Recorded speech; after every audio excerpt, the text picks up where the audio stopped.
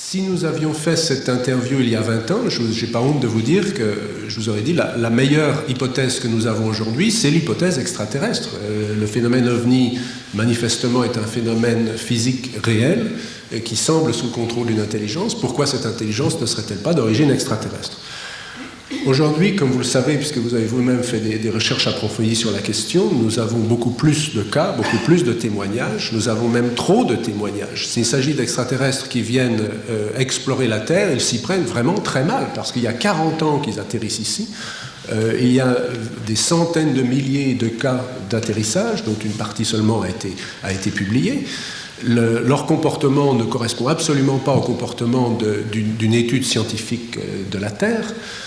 Et donc l'hypothèse extraterrestre a ses limites. Elle se heurte à cette contradiction. D'autre part, au cours des 20 dernières années, il y a un certain nombre de théories physiques qui sont apparues, des modèles d'univers qui supposent qu'il y a plus de 4 dimensions, plus que les dimensions normales du temps et de l'espace que nous connaissons, que nous avons apprises à l'école. Et cette physique n'est plus de la physique marginale, c'est vraiment la physique signée Einstein, signée Andrei Sakharov. Il y a aujourd'hui un certain nombre de modèles d'univers qui affirment que nous sommes dans un univers qui a plus que les simples dimensions d'espace et de temps. Ces modèles viennent soit de la cosmologie, c'est-à-dire de l'étude de l'évolution du cosmos, de la formation de l'univers lui-même, de son expansion possible, etc., soit de physiciens qui étudient les particules élémentaires et qui essayent de rendre compte des phénomènes qu'on observe quand on étudie les particules nucléaires. Ces modèles, alors sur quoi débouchent-ils ? Il y a maintenant une série de théories sur la formation des univers que je vous rapporte, par exemple, Sky and Telescope, il y a à peu près un an, a publié un article basé sur des recherches de physiciens du MIT qui disait qu'un univers pouvait être créé spontanément par un autre univers et que ces univers n'avaient pas nécessairement le même nombre de dimensions et se déplaceraient perpendiculairement les uns aux autres. Dans cette hypothèse-là, on ne voit pas très bien comment ces différents univers, il y aurait donc des univers parallèles les uns aux autres, mais on ne voit pas très bien comment ils pourraient communiquer. En fait, la théorie exigerait qu'il n'y ait pas de communication du tout, non seulement matérielle, mais même de communication informationnelle entre ces différents univers. Il y a une équipe de jeunes physiciens du MIT qui a même publié un article qui a un titre qui me semble absolument charmant, qui s'appelle « Obstacle à la création des univers au laboratoire ». Et où ils disent qu'en fait, pour créer un univers, il suffirait d'avoir à peu près 20 kilos de matière. Ce qui nous manque pour créer un univers ici à Québec ou à Cambridge ou à Stanford, c'est les moyens de réaliser la pression suffisante pour comprimer cette masse de manière à créer un nouvel univers. Mais il n'est pas exclu qu'un groupe de physiciens dans une autre dimension ou sur une autre planète ait réussi à créer d'autres univers. Donc c'est le genre de théorie, et j'insiste bien sur le mot théorie, qui est courant actuellement dans les articles de physique. Alors, quelle est l'application à notre problème ? D'abord, je crois que dans les années qui viennent, on va voir des nouvelles théories, comme une théorie des... je ne connais pas l'équivalent français, mais string theory, qui suppose plus de 10 dimensions. Quelle est l'implication pour notre problème ? Je crois que c'est la théorie des cordes, en fait. Ouais. Quelle est l'implication pour notre problème ? Eh bien, je crois qu'on va avoir des développements, d'abord dans la compréhension de la structure possible du temps. Est-ce que le temps lui-même a plusieurs dimensions ? Et peut-être dans la conception d'autres dimensions d'espace. Comme le disait sous forme de boutade le Dr Hynek, il y a peut-être un autre univers qui est en avance sur le nôtre de 10 minutes. Et c'est peut-être de là qu'ils viennent. Vous dites que ça puisse venir d'autres univers parallèles. Est-ce que cela fait référence à notre incapacité de toujours voir venir l'OVNI du ciel pour toucher le sol et repartir vers le ciel ? Bien, il y a de plus en plus de rapports qui nous sont faits par des témoins crédibles dans lesquels l'objet est apparu sur place ou a disparu sur place. Il y a aussi beaucoup de rapports dans lesquels l'objet a changé de forme pendant l'observation. Et ces témoignages, on les connaissait relativement peu il y a 20 ans, en partie parce que les ufologues les supprimaient. Les ufologues aussi ont une censure, une autocensure. Et dans la mesure où ces observations contredisaient la théorie extraterrestre, les ufologues eux-mêmes ne les publiaient pas. Il n'y a pas si longtemps que les ufologues américains admettent l'existence des atterrissages. Quand je suis arrivé aux États-Unis en 1962, me suis heurté tout de suite à des organisations comme le NICAP, par exemple, qui supprimaient systématiquement les rapports d'atterrissage, parce que pour eux, ça ne cadrait pas dans l'image de crédibilité qu'ils essayaient de se donner. Donc, ce n'est que maintenant que nous commençons à avoir une bonne documentation sur ce genre de rapport. Est-ce que vous avez déjà vu un croquis ou quelque chose qui ressemblait à un extraterrestre ou à quoi ça ressemble? Est-ce que vous en avez en diapositive pour nous montrer? Parce qu'on a des revues, on a des tas d'articles qui nous montrent c'est un tel monstre, c'est un autre monstre, à quoi ça ressemble finalement? Bien, en général, les gens qui décrivent les créatures qui sont liées aux ovnis décrivent des humanoïdes.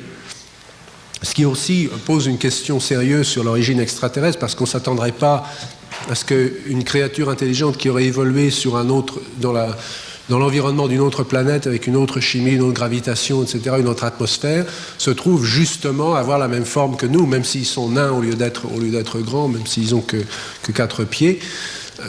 Serait quand même assez extraordinaire qu'ils se trouvent justement ressembler à des êtres humains, qu'ils aient justement des yeux qui soient adaptés au spectre. Si vous étiez une mouche en train de regarder cette salle, vous ne verriez absolument pas ce que vous voyez aujourd'hui, vous verriez quelque chose de totalement différent. Or, une mouche est très proche de nous du point de vue biologique. La mouche a évolué au cours de la biologie terrestre à partir des mêmes composants chimiques, dans la même gravitation et la même atmosphère que nous. Donc la mouche est proche de nous. Or, ses sens sont radicalement différents des nôtres. Alors, nous dire que des extraterrestres ont débarqué d'une soucoupe volante qui vient d'Alpha du Centaure et qui vont se trouver d'abord adaptés, capables de marcher normalement sur la Terre, qui vont voir notre environnement, qui vont entendre les mêmes sons que nous, qui vont être capables de converser avec nous dans un langage proche du langage humain, c'est quand même un peu extraordinaire. Alors, donc c'est en fait un des arguments contre l'origine extraterrestre de ces êtres. Il semble que ces êtres, quels qu'ils soient très proches de la race humaine. Le comportement qui est décrit, le comportement des êtres, le comportement du phénomène ne semble pas du tout correspondre à des visiteurs de l'espace. Il semble plutôt correspondre à un phénomène spontané qui se présente dans notre environnement et qui a une interaction profonde avec la conscience du témoin. Encore une fois, l'hypothèse extraterrestre ne peut jamais être complètement éliminée, ça devra rester une hypothèse possible qu'il faudra toujours considérer, parce que le cosmos est tellement vaste et nous réserve de toute façon tellement de surprises que ce sera toujours une possibilité, mais encore faut-il que la théorie puisse expliquer les faits. Or, les faits, c'est qu'on se trouve devant un grand nombre d'observations d'êtres qui sont humanoïdes, qui se sont présentés ici tout au cours de notre histoire, qui manipulent notre espace-temps d'une manière que nous ne comprenons pas, qui ont une interaction profonde avec la conscience des témoins, etc. Et c'est ça qu'on doit expliquer. L'OVNI est, entre autres choses, un transformateur de réalité. C'est-à-dire que quand on s'en approche, il vient un moment où il y a une corrélation avec des choses physiques. Par exemple, si vous demandez aux témoins sous hypnose faite de façon compétente, j'entends, est-ce que vous marchez vers l'objet? Il vous répondra oui. Est-ce que vous sentez la pression sur la semelle de vos souliers? Il vous dira oui jusqu'à un certain point, et puis il y a un point où il continue à marcher, mais il ne sent plus la pression sur la semelle de ses souliers. Autrement dit, il n'est plus vraiment en train de marcher. Et à ce moment-là, tout se passe comme si ses perceptions et sa conscience étaient sous le contrôle d'un autre système. Et c'est dans cet autre système qu'on nous décrit des opérations médicales plus ou moins symboliques, etc. Et il me semble que ce qui se passe à ce niveau-là devrait être regardé sous l'angle symbolique plutôt qu'au premier degré. Or, la plupart des ufologues ont tendance à se précipiter sur l'information, à la regarder au premier degré. À mon avis, c'est une erreur. Alors, cette interaction symbolique, alors là, on rejoint les interprétations jungiennes, les interprétations psychologiques. Psychosociales, oui. Et on est tenté, à ce moment-là, comme le sont les psychosociologues, de tout expliquer par une interaction psychique. Le problème, c'est qu'on a des traces. Il y a ce niveau physique. On a des traces, on a une corrélation. Dans le cas de Herbert Schirmer, par exemple, que j'ai rencontré, avec qui j'ai discuté, il n'y a pas de doute que sa voiture de police s'était arrêtée. Il avait essayé de tirer son revolver. Il a été paralysé. Il n'avait pas pu tirer son revolver. Il y a 2 êtres qui étaient arrivés, qui l'avaient emmené, et il s'était retrouvé à l'intérieur de cet énorme engin. Dans quelle réalité est-ce que ça s'est passé? À quel moment est-ce qu'il y a eu le déclenchement, le passage d'une réalité dans une autre? Je ne sais pas le dire. Je crois que la façon dont on introduit une confusion dans la discussion de ce phénomène, c'est qu'on mélange des termes qui s'appliquent en fait à 3 niveaux distincts. Je crois qu'il y a un niveau un niveau physique. Et en termes de physique, tout ce qu'on sait aujourd'hui des ovnis, c'est qu'ils représentent une grande quantité d'énergie dans un espace restreint. Si vous voulez, l'énergie d'une petite centrale nucléaire dans un espace de, disons, 10 mètres, 15 mètres de diamètre.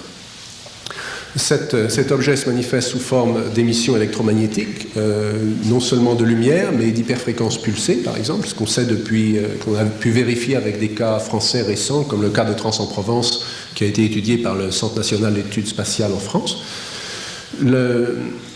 Et l'objet a une interférence avec son environnement que nous retrouvons sous forme de dépression, sous forme de brûlure du sol, sous forme d'un ensemble de réactions avec les radars, de photographies, etc. Donc il y a effectivement un objet physique.